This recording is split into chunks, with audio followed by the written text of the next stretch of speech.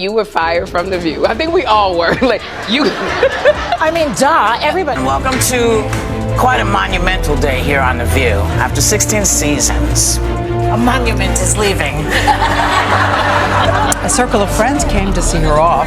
Regis, Tony Bennett. And she got a kiss from Barbara, who reminisced about meeting her and knowing that Joy deserved to be right there. No one could have predicted this twist. A stunning arrest, a high-stakes lawsuit, and none other than Joy Behar caught in the middle. The outspoken View co-host is now dominating headlines for reasons she'd rather avoid. According to reports, she was intercepted at the airport just as she was about to board an international flight, but the real question is, what was she trying to escape? Cackling witch herself, Joy Behar from The View, whose jealousy is something to behold. Here is her assessment of Trump's new White House press secretary, Karoline Leavitt. I think she's probably been put in there because, according to Donald Trump, she's a 10. You know that's what it is. I want to be clear, though, it's not her first job. It was her first press briefing. She worked in the previous Trump administration. The ever-empowering feminist, Joy herself, everyone. And this is why, of course, she's on The View and not working for the most powerful man in the world, because Karoline would wipe the floor with you bitter banshees any day. How dare she objectify a woman with a sexist rating system, but it's such a typical thing from a 1.5. The heart of the chaos is a staggering $50 million lawsuit, the kind of legal war that destroys reputations, drains fortunes, and ends careers. It's the sort of case that drives people to desperation. But the question is, did Joy really try to run from it? Did she believe she could vanish and leave the mess behind? Or is there a deeper, more explosive story hiding in the shadows? This isn't just another run-of-the-mill celebrity scandal. It's a full-scale crisis. Networks are scrambling, lawyers are burning the midnight oil, and fans are left asking the unthinkable. Will Joy Behar ever return to television? One timed in two, suggesting Leavitt only got her job because of wokeness. Yeah, I would like this young lady this is her first job, I would like her to do a little homework. Because she said something yesterday that really pissed me off. And that was, she said, there will be no wokeness here. Oh, yeah. Let me explain something to you. Because without that wokeness, you might not have that job. This country that we're in was settled by indigenous people, right? And yet they named the country after an Italian white man, Amerigo Vespucci. Yeah. That's what America is named after. Amerigo Vespucci, a white European. Why is it named after a white man? So what exactly did Joy do to trigger a lawsuit of this magnitude? Who's the power player dragging her into court? And the biggest question of all, how did things spiral so far out of control that it ended with her being stopped at the airport? Buckle up, because the story is about to take an even wilder turn. Let's break it down. I think I'm going to miss the friends that I have. It all began with a single sentence, a remark that snowballed into a firestorm no one could have imagined. During a heated exchange on The View, Joy Behar, true to form, didn't hold back. This time, her target was Karoline Leavitt, the freshly minted White House press secretary. But Behar didn't critique Leavitt's policies, background, or statements. Instead, she went straight for the jugular, dismissing her entire career with a swipe at her appearance. I think she's probably been put in there because, according to Donald Trump, she's a 10. The words were barely out of her mouth before the internet erupted, setting off a backlash that spread like wildfire. Fired from The View. I was on a cruise when Bill Getty called me and said that you were no longer there. I believe in getting fired because you don't have to make the big decision of giving up the money. That's basically it. You know, when I got the axe, first of all, they came to my room. They looked at me and I said, "Am I being fired?" And they went, and I said, "Yes, good." I really wanted to. Social media exploded with outrage. People across the political spectrum, even those who rarely agreed on anything, were calling out Joy Behar. After all, wasn't this the same woman who had spent decades positioning herself as a defender of women's rights? The same host who championed female empowerment and demanded that women be judged by their intelligence and accomplishments, not their appearance. Yet here she was, reducing a young professional to nothing more than her looks. The backlash was immediate and merciless. Twitter, Facebook, and major news outlets zeroed in on the hypocrisy, accusing Behar of embodying the very sexism she'd long condemned. Even The View's own audience was split. Some brushed it off as just another of Joy's jokes, but many weren't laughing. And as the criticism mounted, one thing became clear: the controversy wasn't going away. It was only gaining momentum. Manager put the information on Deadline Hollywood. Yeah. The next day, Diane Sawyer announces it on World News Tonight. It's like, okay, Putin and Joy Behar.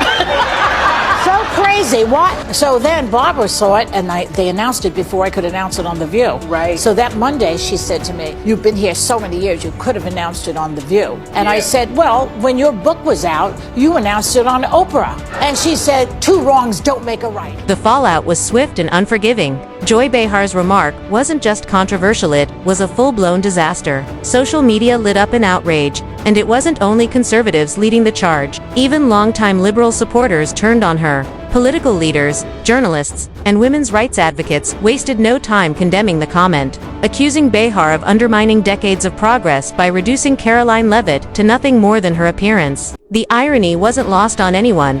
After spending her career demanding that women be taken seriously, Behar had, in one careless sentence, done the very thing she had spent years fighting against. She's probably been put in there because, according to Donald Trump, she's a 10. You know that's what it is. I want to be clear, though, it's not her first job. It was her first press briefing. She worked in the previous Trump administration. The backlash didn't stay confined to social media. It hit where it really hurt. The money. Corporate sponsors began pulling their ads from The View, unwilling to have their brands tied to the controversy. Inside ABC, panic spread quickly. Scandals weren't new to the network, but this one wasn't fading. It was snowballing. Then came the petitions. Within hours, hundreds of thousands of angry viewers were signing demands for Joy Behar's immediate firing. What started as online outrage had escalated into a full-blown crisis for ABC. At first, Behar tried to shrug it off, insisting her words were taken out of context. But the damage was already done, and the calls for accountability only grew louder. That's when Karoline Leavitt decided to raise the stakes. She wasn't about to let Behar's remarks slide. Instead of ignoring it or clapping back with a simple statement, she went straight for the jugular. A staggering $50 million lawsuit. In this emergency that we're in, I think that behooves artists to come out and speak for Kamala against Donald Trump, because he is an existential threat to the country. What do you say to that? You know what? I don't get too deep into politics. I didn't get a chance to watch the debate last night. I obviously have been watching like everybody else. I think voting is an individual choice. And I think that you're right. You have to look at the reality of the country that we are and the country that we want to be, and find the candidate that you feel both are who fits the category of where we want to be. And that's it. And that's what you vote based off of. Who you highlight and how you choose to highlight it on whatever platform you have is your prerogative. Yes. Yeah. Beautiful. Leavitt wasted no time. She filed a $50 million defamation lawsuit against Joy Behar, accusing her of making false, malicious statements that damaged her reputation. The suit argued that Behar's comment wasn't some careless offhand remark, but a calculated attempt to discredit Leavitt's professional qualifications and destroy her credibility on a national stage. And in a role like press secretary, credibility is everything. Legal experts quickly weighed in, and their assessment was brutal. This could become one of the most costly defamation battles in the history of daytime television. If Behar lost, she wouldn't just be staring down financial ruin, she'd face the humiliation of defending a statement in court that millions had already condemned. Meanwhile, ABC was spiraling into crisis mode. Scandals weren't new for the network, but this one cut deeper. Behar wasn't just another co-host. She was the face of The View. And now, she was rapidly becoming its biggest liability. Executives scrambled behind the scenes, but the pressure kept mounting. Advertisers were fleeing, viewers were demanding action, and the lawsuit had exploded into a full-blown media. So, how you feel? I'll start. Go ahead. My takeaway is that the system works. We live in a democracy. People spoke. This is what people wanted. I vehemently disagree with the decision that Americans made, but I feel very, very hopeful that we have a democratic system in this country. We should value it. We should love it. We should protest if the situation Tried to brush it off, insisting her words had been taken out of context, but the lawsuit wasn't going anywhere. Behind the scenes, as the walls closed in, she made a move that stunned everyone, turning an already explosive scandal into something downright unbelievable. Just when it seemed the story couldn't get any bigger, a new bombshell dropped. Joy Behar was reportedly caught attempting to leave the country. Sources claim she had booked a one-way flight to Italy, her ancestral homeland. and the timing couldn't have been worse. $50 million in legal trouble was hanging over her head. Naturally, the question on everyone's mind was the same. Was she trying to run before the fight? I see we only have 1 minute left. My handsome fiance traveled all the way here from Jacksonville, Florida, and he is in the audience. Girl, I'm talking about my man. No, boo. I'm talking about my man. We're getting married. I'm so glad that he's here. He's a Democrat. I'm a Republican. We get along just fine.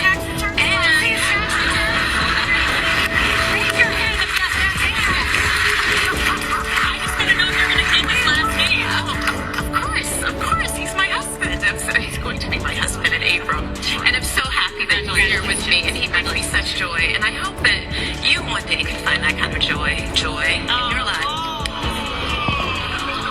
Close to the situation, claimed Behar was panicked behind the scenes. The backlash wasn't letting up. Her job was on the line, and a loss in the $50 million lawsuit could spell financial disaster. Was this her desperate attempt to avoid the consequences? She didn't get far. Law enforcement was reportedly already monitoring her, and TSA agents, along with federal authorities, were allegedly waiting at the airport. Witnesses say they saw Behar stopped at the gate, questioned, and ultimately escorted away by officers. Some even captured photos and videos, which quickly went viral. Within hours, headlines blared, "Joy Behar arrested at the airport." The scandal had officially escalated to a new level. But what really happened? Was she formally arrested, or was there more to the story than met the eye? Let's break it down. Footage circulating online showed what appeared to be Behar being led away by law enforcement, with witnesses describing a chaotic scene as TSA and federal officers surrounded her. Authorities later confirmed that Behar had been detained on suspicion of attempting to evade legal proceedings, though it remained unclear whether she was officially under arrest or simply being questioned. The optics were devastating. The woman who had spent decades delivering sharp commentary on The View was now the center of one of the biggest media firestorms in recent history. ABC moved quickly to distance itself. Within hours, the network released a statement. Joy Behar was no longer affiliated with The View. No defense, no damage control, just a swift, brutal separation. But what does this mean for her future? Can she fight back? Or is this the end of her career? And what about Karoline Leavitt? She'll take this even further. One thing is certain. This scandal is far from over. 2, suggesting Leavitt only got her job because of wokeness. Yeah. I would like this young lady this is her first job, I would like her to do a little homework. Because she said something yesterday that really pissed me off. And that was, she said, there will be no wokeness here. Oh, yeah. Let me explain something to you. Because without that wokeness, you might... The fallout from Joy Behar's airport incident sent shockwaves through Hollywood, the media, and political circles. As with any major scandal, people quickly took sides. Some argued that Behar was being unfairly targeted, framing it as yet another case of cancel culture punishing a public figure for a single remark. Supporters claimed her words were blown out of proportion, pointing out that she was a comedian known for bold, provocative statements and that this level of backlash was extreme. Even a handful of high-profile celebrities stepped in to defend her, insisting she was being punished simply for speaking her mind. She'll be great. She's young, but she's wise beyond her years. And she has access to the president, which is something someone didn't have, and that would be the person in the last 4 years until towards the end when they would let her have access. And also, Karine Jean-Pierre would say that Joe Biden was running circles behind the scenes at the White House. It absolutely wasn't true. And if you want to trace directly how all of the Democrats lost, you can go right back to the biggest lie was that one, and they perpetuated it from there. Reminds me of when Mark Cuban said that the president doesn't surround himself by anybody smart. And Joy Behar and those guys, of course this was going to happen. This is why conservative women just have to move on, do their thing, and not worry about the criticism from folks like The View already struggling amid declining ratings and advertiser pressure. Many speculated that this scandal could signal the beginning of the end for the show, but with Behar's future hanging in the balance, the biggest question remained. Is this truly the end of her career, or is she plotting a dramatic comeback? The outlook isn't promising. Even if she manages to avoid major legal consequences, the damage to her reputation has been done. Will any network take the risk of hiring her again? Will she be relegated to smaller platforms? Or is this truly the close of her mainstream media chapter? Meanwhile, Karoline Leavitt is rising. What started as a single insult has exploded into a national moment for her. The lawsuit, the headlines, the drama they've all thrust her into the spotlight. Some observers believe this could propel her into an even bigger role in politics and media. So, what do you think? Will Joy Behar recover? Or is this the scandal that finally brought her down? If you enjoyed this breakdown, like and subscribe. More videos are on screen.